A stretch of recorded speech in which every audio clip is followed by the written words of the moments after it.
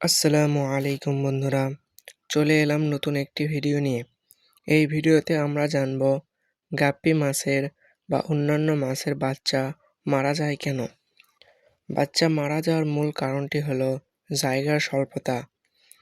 অল্প জায়গায় পরিমাণের অধিক মাছ রাখলে মাছের বাচ্চা মারা যায় এবং পানি অপরিষ্কার। অতিরিক্ত খাবার দেওয়ার ফলে পানি অপরিষ্কার হয়ে যায়।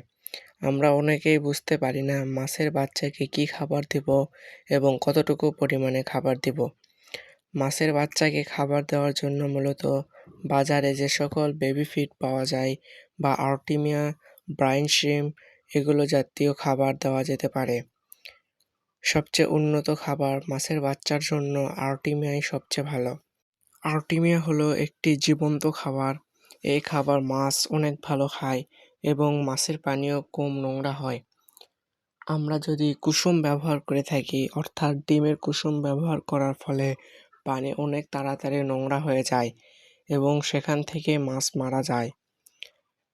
মাছকে আমরা প্রধানত মাছের ছোট বাচ্চাকে 2 বেলা খাবার দেব। 2 থেকে 3 বেলা খাবার দেওয়া যায়। সকাল, দুপুর এবং বিকাল। এই 3 বেলা খাবার দিলে মাছের যথেষ্ট এবং আমরা সময়ের সাথে মাছের পানি পরিষ্কার করব। মাছের পানি পরিষ্কার করার সময় খেয়াল রাখব আমরা পুরোপুরি পানি পরিষ্কার করব না। মাছের পানি অর্ধেক পরিষ্কার করব এবং অর্ধেক রেখে দেব, তার সাথে আবার ভালো পানি দিয়ে মাছের বাচ্চা রাখব। তাহলে ইনশাল্লাহ মাছ আর মারা যাবে না। আমরা অনেকে যে ভুলটি করে থাকি, মাছের পাত্রে পুরোপুরি পানি পাল্টিয়ে আবার নতুন পানি দিই। এর ফলে পানিতে আয়রন থাকার কারণে মাছের বাচ্চা মারা যায় এবং মাছের বাচ্চা অনেক অংশেই ক্ষতিগ্রস্ত হয়। মাছের বাচ্চা দুর্বল হয়ে যায়। এর জন্য আমরা কয়েকদিন 1-2 সপ্তাহ আগে পানি রেখে দেব এবং পর্যায়কৃতভাবে ভাগে ভাগে বা ধাপে ধাপে আমরা এই পানি পরিবর্তন করব।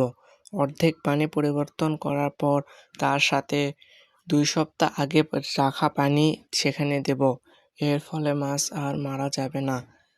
তো বন্ধুরা, এই ছিল আজকের ভিডিও।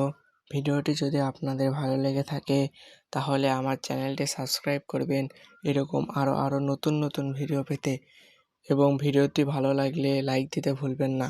যদি কোনো প্রশ্ন থেকে থাকে তাহলে কমেন্টে জানাতে ভুলবেন না। ধন্যবাদ সবাইকে।